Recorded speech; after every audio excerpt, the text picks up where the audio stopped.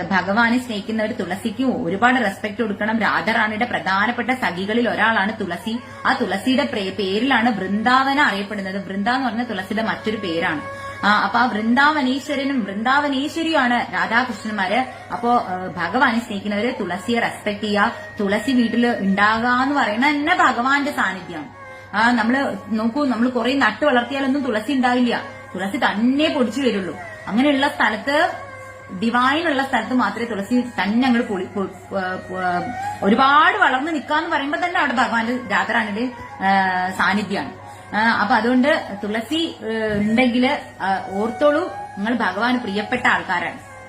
അപ്പൊ അത് നിങ്ങൾ പ്രൊട്ടക്ട് ചെയ്യുക. തുളസി ഏകാദശി വ്രതം ആ സമയത്ത് നമ്മള് ഈ തുളസി പൊട്ടിക്കാൻ പാടില്ല. തുളസിക്ക് ഭയങ്കര മഹത്വമാണുള്ളത്.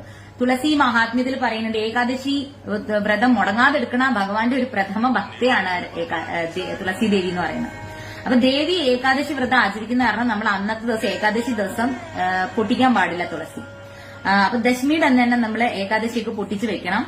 പിന്നെ തുളസിയുടെ കാര്യം, ഒരു പ്രത്യേക കാര്യം എനിക്ക് പറയാനുള്ളത്, നമ്മൾ ക്ഷേത്രങ്ങളിലൊക്കെ പോകുമ്പോ നമുക്ക് തുളസി തരുമല്ലോ, അത് കയ്യിൽ വാങ്ങി വെക്കുക, അതല്ലെങ്കിൽ ഒരു പേപ്പറിൽ പൊതിഞ്ഞു വെക്കുക, അല്ലെങ്കിൽ തലയിൽ ചൂടുക, ഒക്കെ നല്ല കാര്യമാണ്. പക്ഷെ ഒരിക്കലും താഴത്തിടരുത്. അഥവാ താഴത്തിട്ടാൽ അത് ചവിട്ടരുത്. നിങ്ങൾ വാങ്ങിയിട്ട് അത് താഴത്തിട്ട് ചവിട്ടിയാൽ മറ്റുള്ളവർക്ക് കൂടെ അതിന്റെ ദോഷം കിട്ടും. ഇതിപ്പോ തുളസി മാത്രമല്ല, നമ്മൾ പല ക്ഷേത്രങ്ങളിൽ പോകുമ്പോഴും ചിലർക്ക് മാല കിട്ടും, ചിലർക്ക് ഭഗവാന്റെ പട്ട് കിട്ടും, ചിലർക്ക് എന്തെങ്കിലുമൊക്കെ കിട്ടും ഭഗവാന്റെ. അപ്പൊ അവർക്ക് ഭയങ്കര സന്തോഷമാണ് കിട്ടുന്ന സമയത്ത്. പക്ഷെ കിട്ടണോടൊപ്പം അത് നല്ലവണ്ണം സൂക്ഷിക്കുക. അത് ചവിട്ടാൻ പാടില്ല, അത് ഡിസ്റെസ്പെക്ട് ചെയ്യാൻ പാടില്ല, അത് നമ്മൾ അവിടെ ഇവിടെയും വലിച്ചെറിയാൻ പാടില്ല. അപ്പൊ അത് നമ്മള് വലിച്ചെറിയാന്ന് വെച്ചാൽ നമ്മള് വീട്ടില് കൊണ്ടുവന്നിട്ട് നമുക്കത് സൂക്ഷിക്കാൻ പറ്റില്ലെങ്കിൽ നമ്മളെ വീട്ടില് ഏതെങ്കിലും തുളസിയുടെ ചോട്ടിലോ എവിടെയെങ്കിലും നല്ല ശുദ്ധമായ സ്ഥലത്ത് അത് ഇടുക, ഡിസ്പോസ് ചെയ്യുക. അല്ലാതെ അത് നമ്മളത് കിട്ടുമ്പോ നമുക്ക് ഭയങ്കര സന്തോഷം, ഭഗവാന്റെ ഒരു മാല കിട്ടി എന്ന് പറയുമ്പോ നമ്മളിങ്ങനെ സന്തോഷമാണ്.